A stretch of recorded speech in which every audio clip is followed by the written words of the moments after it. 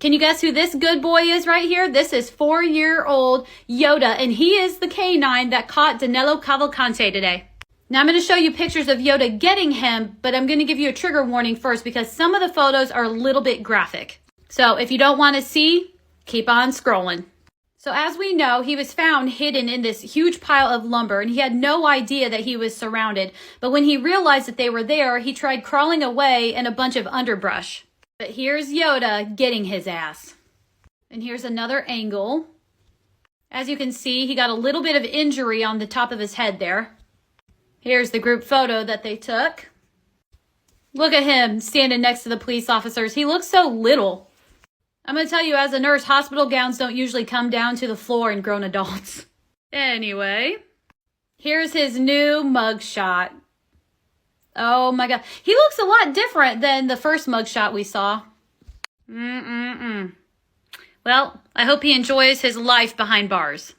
Today, Ruby Franke, the family vlogger who has been charged with 6 felony counts of child abuse, appeared in court, along with Jodi Hildebrand, her business partner, who has been charged with the same 6 counts. This was their first court appearance since their arrest last week, and the judge ordered both of them to be held without bail. The judge also set their next hearing to happen on September 21st. It is also being reported by the Daily Mail that when Franke appeared for a shelter hearing for her 4 minor children to determine custody yesterday, she made some shocking claims. During the hearing, she reportedly made claims that one of her minor children essayed their sibling and molested several other family members and children in the neighborhood.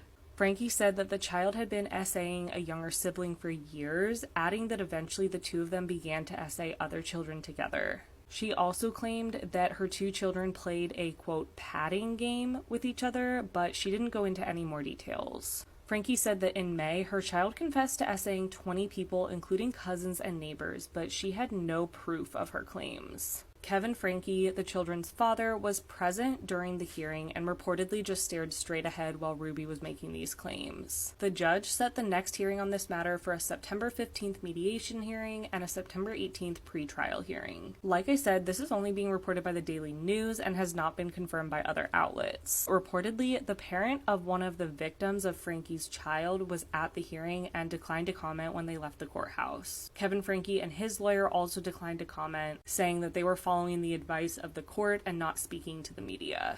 We don't know if these claims are true, if Franke has any proof of them, or if there's any validity to them. But it was an absolute shock when she brought this up in court yesterday. So we'll see where this leads.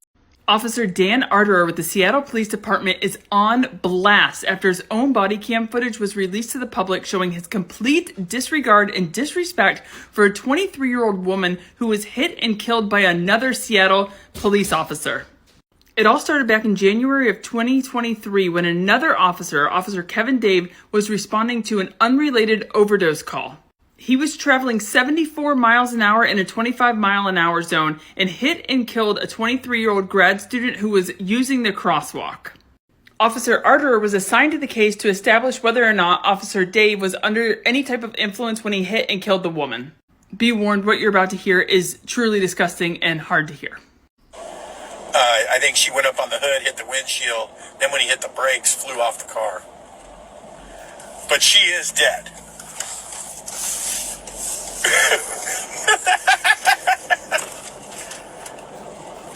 No, it's a regular person. Yeah.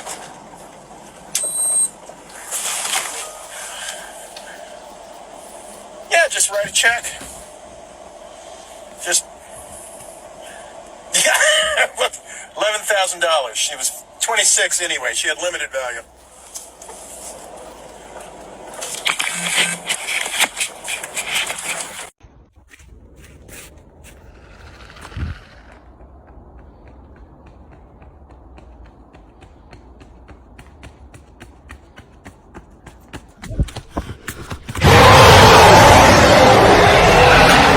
So someone finally put out the true crime podcast that we didn't know we needed. It's called Who Shat on the Floor at My Wedding? And it is exactly what you think it is. And if you have a dark curiosity, you might like my own podcast. So the premise is that in 2018, Helen and Karen were getting married on a boat when at one point they walk into the bathroom and see that one of their guests, like one of their best friends, pooped on the floor. And it has nearly ruined their life ever since. Like, they cannot stop thinking about this because they don't know who it was. Also, it was like early in the day, so people weren't really drunk yet, so it's just very confusing. So now, 5 years later, they are doing a multi-episode deep dive to figure out who the culprit is. And they are treating this like a legit true crime podcast. They are hooking bridesmaids up to polygraph tests. They are calling in forensic therapists to analyze the guests. They grill a guest who allegedly spent 4 hours in the bathroom that day. They even enlist the help of a detective who's not really a detective, it's just one of their friends, but she's like us, she just likes the drama of it all. But in a world where true crime is so emotionally taxing, it is very fun to have a podcast like this.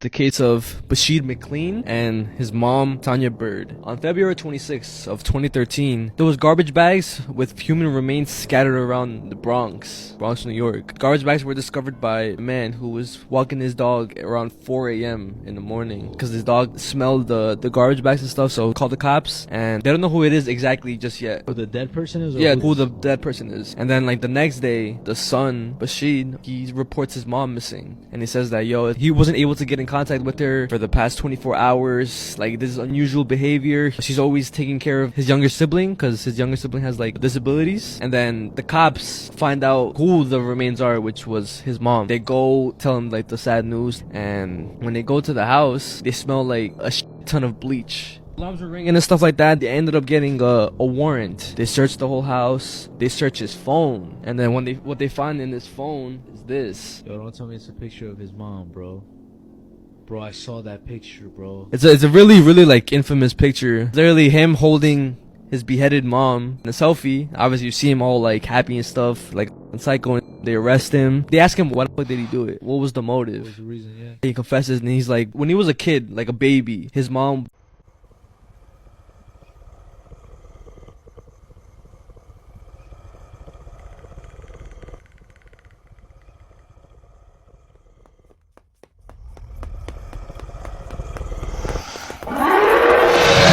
Trigger warning, everybody. This case involves a potential SA on this 2-year-old little girl named Ariana from El Paso, Texas.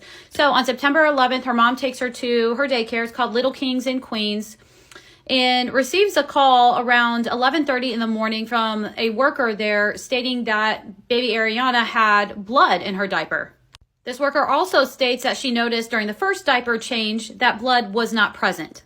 So she, of course, comes to get her, takes her to an ER where she is seen and evaluated. This is a document from that hospital. And if you look at the top here, it does say hymen abnormality. That was after they did a kit on her. SA of a child and vaginal abrasion. Now, this is the owner right here. His name's Joel Estrada. And so, of course, Ariana's mom went to confront him and asked to see the surveillance videos. And he just kind of rolls his eyes at her and goes inside and refuses to allow her to see any camera footage. The El Paso Command Center apparently didn't even start investigating this until the very next day, which was yesterday, September 12th. Now, as you can see, there was a protest outside of the daycare because despite this investigation going on, they remain open. They apparently let other families know that they were being investigated, but everything is still open and functioning. Apparently, the lead detective on the case told Ariana's mom basically to stay quiet and just let them do their job and not make a big deal out of it. But of course, she is not doing that, and I don't blame her at all. She is on Facebook talking about it, showing photos, videos. There is even a photo of the diaper that Ariana had on. So anyway, you can hop over there and check that out. But I feel like this case absolutely needs attention. If it's true, then they need to be shut down because this is unacceptable and this family needs justice. Okay, so the press conference with the Pennsylvania State Police just ended. I'm going to go over some notes that I took, but the full thing will be available online here in just a little bit. So the lieutenant colonel mentions the fact that people aren't following their advice. It's known that there is a fugitive on the run, yet this dairy farm left their van unlocked with the keys inside, making it easy for him to take it and hit the road. He also mentions that he knows it was Danilo Cavalcante that took the van because the hoodie he's wearing is from that dairy farm. He's unsure exactly where he was able to get through the perimeter, but he said that certain things like darkness and underground tunnels and weather play a factor into this, and that no perimeter is able to be 100% secured. Now, the house where he was at, where this was caught on the Ring doorbell, that was an old co-worker, and it's believed that he went there to try to get some sort of assistance. They think the van was dumped because of a lack of fuel, and they believe that he's going west, but they're unsure where his next stop will be. Several other states are assisting with this search, but if he is able to cross state lines, the U.S. Marshals will take over at that point. They're not sure if he's on foot or if he was able to get another car, but so far, there aren't any reports of a stolen vehicle. He says that they are well aware of his past, including his gang affiliations, and when they find him, which he states, this is just a minor setback. We will find him. It's only a matter of time. But he states that when they find him, if he doesn't surrender peacefully, he will allow deadly force. But if he does surrender peacefully, he will go directly to a state correctional facility and be dealt with. Lieutenant Colonel also states that he really appreciates everybody's effort and he's pleased with all the help that has been given. Anyway, like I said, the press conference lasted just a little bit over half an hour. It'll all be available online here. It's probably up now, so be sure to check it out. Okay, so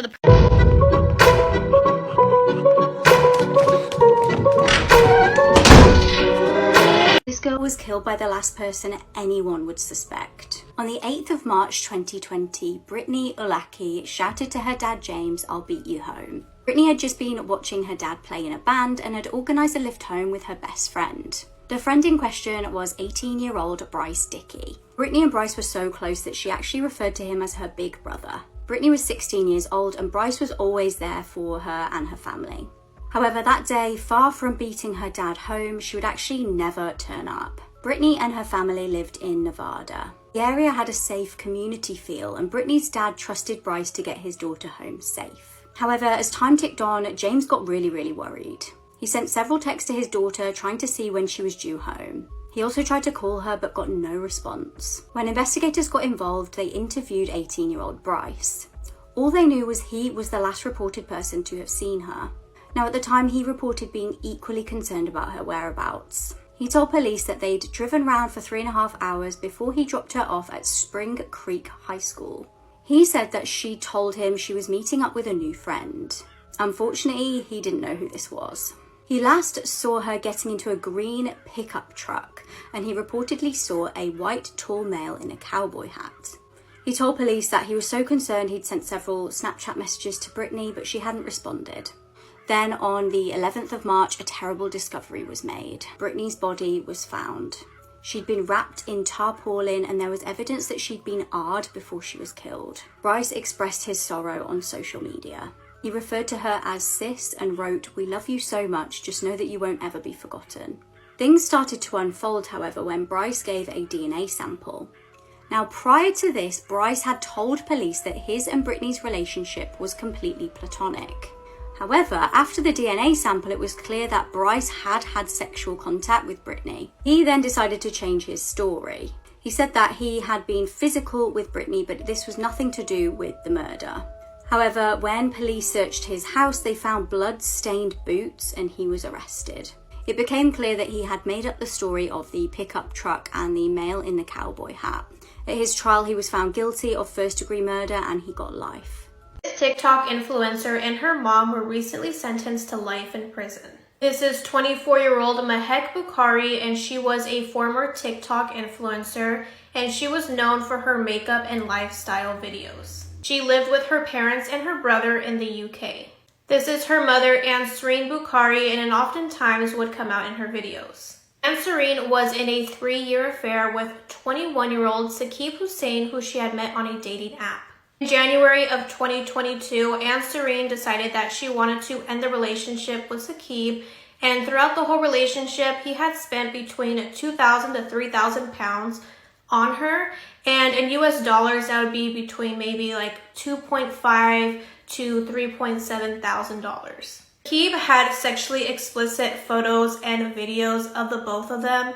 And he basically blackmailed her and threatened her that if she stopped talking to him, he was going to send those to her husband and her son.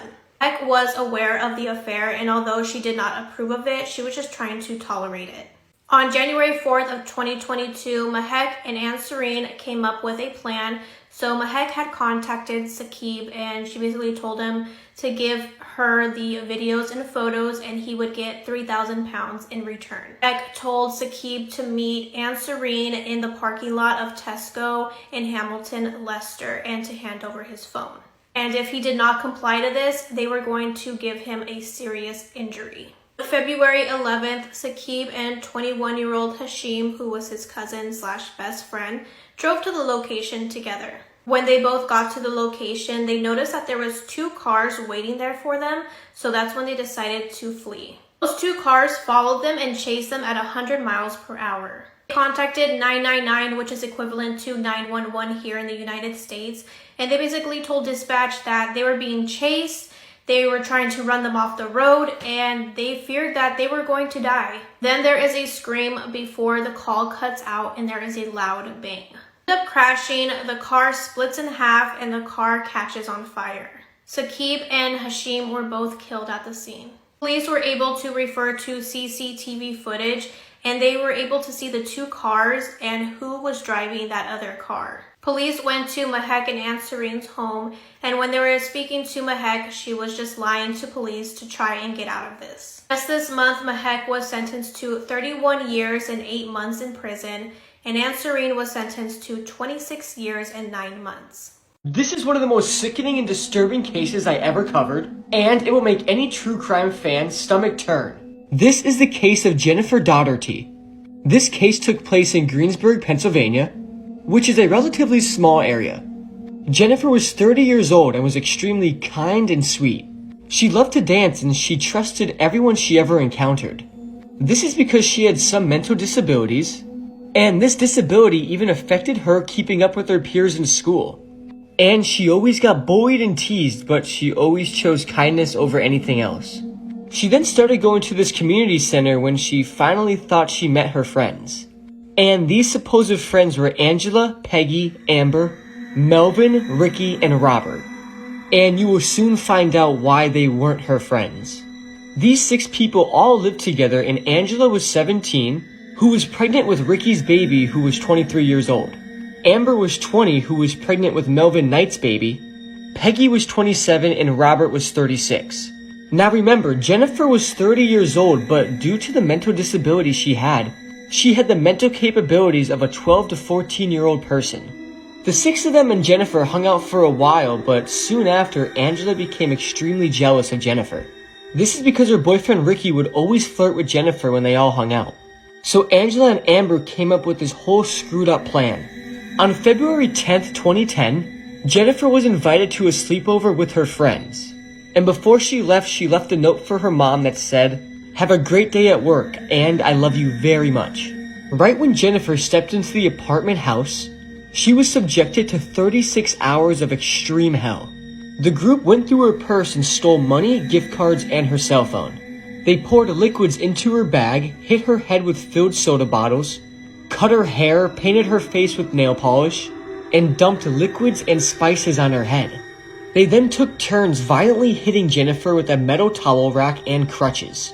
Jennifer was also stripped naked, gagged, and then raped by Melvin. They even forced her to drink cooking oil, nail polish, detergent, different medications, and even urine. And keep in mind, this whole time, Jennifer completely trusted them because she thought that they were all her friends.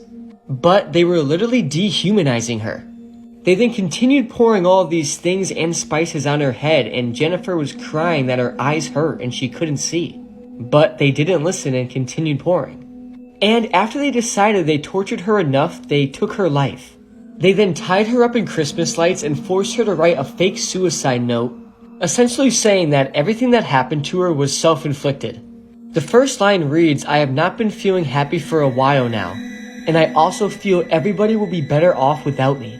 Which is just sad because that wasn't the case. Jennifer was extremely loved. Once the note was written, they got a knife and stabbed Jennifer to death. And once they knew she was dead, they tied her up in Christmas lights again, stuffed her body inside a garbage can, and dumped it in the parking lot of a middle school, where her body would be discovered by a truck driver the next day on February 11th. Even though Angela orchestrated the whole thing, she avoided the death penalty because she was 17 and a minor. But she ended up getting life without parole. Melvin got the death sentence. Ricky was also given the death penalty, and Peggy, Amber, and Robert were given 30 to 72 years in prison. This case is just so sickening and disturbing, and it stuck with me after I read it, and I feel extremely bad for Jennifer and her family. I wish nothing but the worst for those 6 people who did this to Jennifer.